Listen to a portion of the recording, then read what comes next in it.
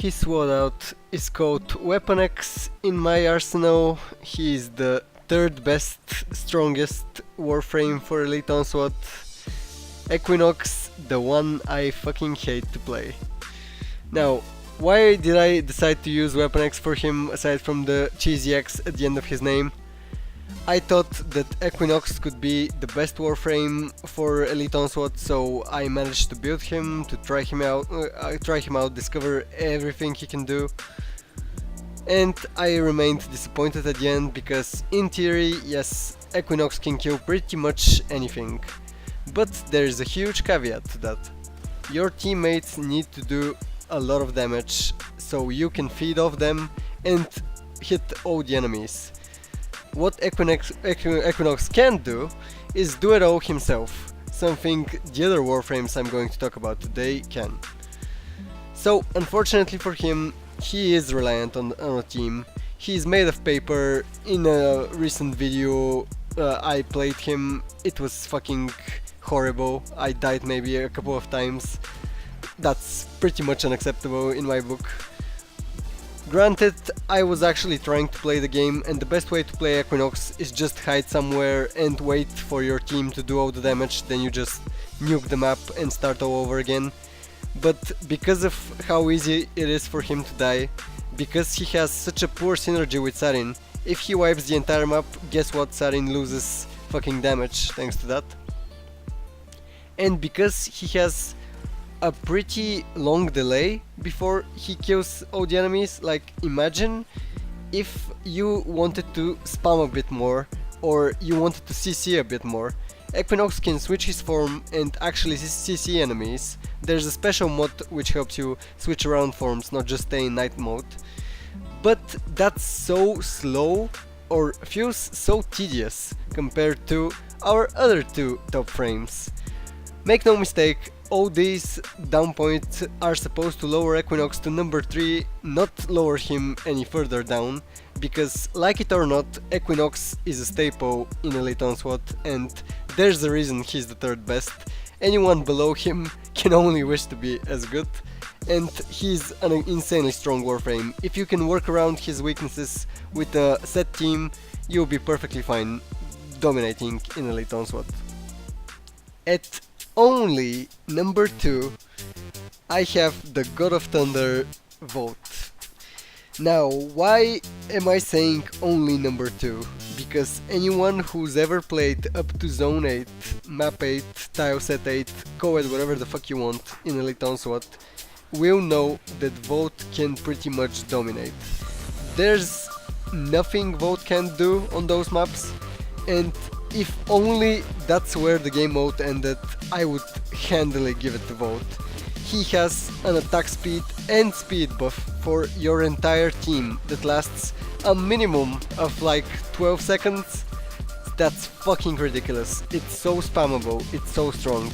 He has a literal shield he can carry around if for whatever the fuck reason you want to use it even. You don't even need to, that's how good he is. And of course, the discharge, the best ability in the game, the best ult in the game maybe? It's so unbelievable what this ability does. Every 10 to 11 seconds you stun the entire map and you force enemies to kill each other.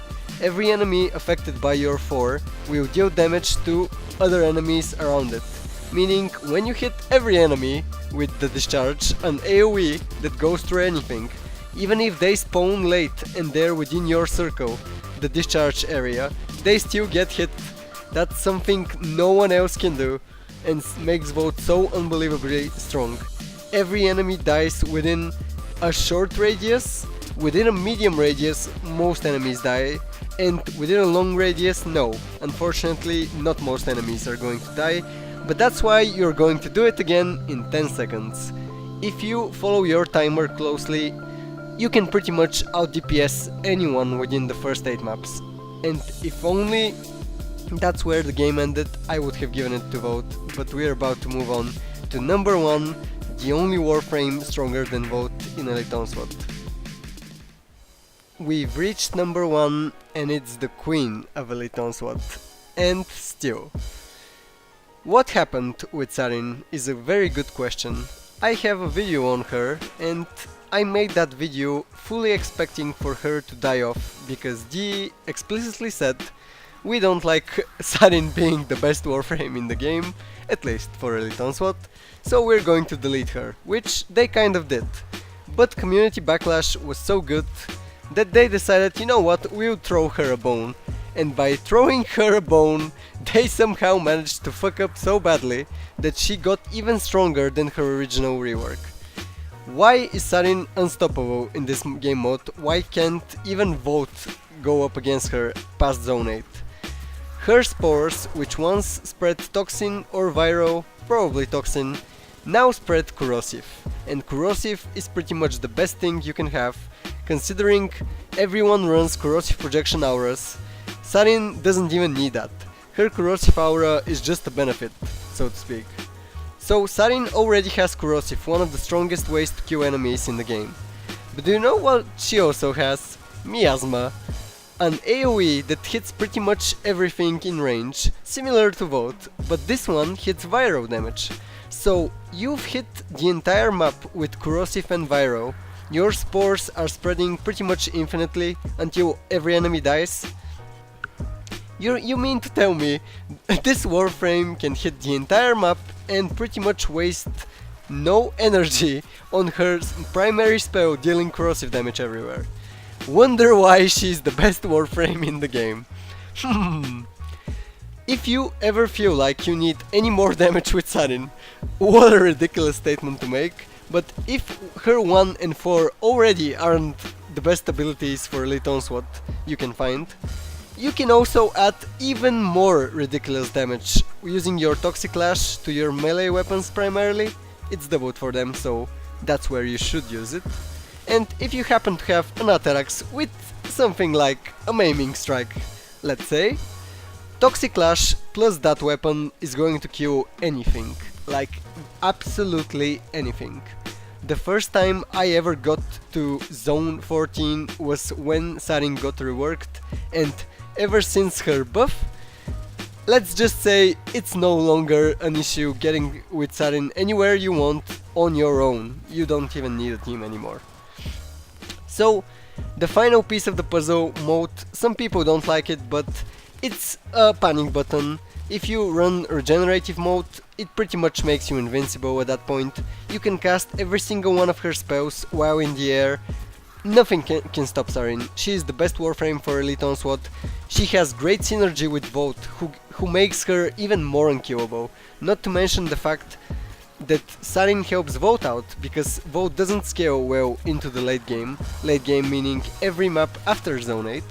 So Sarin uses Corrosive and Viro to help Vote. Vote helps Sarin by stunning the map, so she doesn't have to spam her Miasma that much. It's just such an amazing combination between those two. It really makes Equinox look bad, how well they work together. And I'm not saying running more than one Sarin is a good idea, because of how her spores work, but you can even do that and not hurt too much, so to speak. One Sarin can just do the Miasma and the other one can do the spores, if you know what I mean, and then both of you can have Toxic Wash up at all times, not just when you need it, that sort of thing. You can fuck around whichever way you want. The best way, obviously, isn't to stack too many of the same Warframe, unless that Warframe is Trinity or Vote maybe. But if you want to push past Zone 8, if you're in Elite Onslaught for anything beyond just the farm, Sarin is your best friend and strongest possible option you have.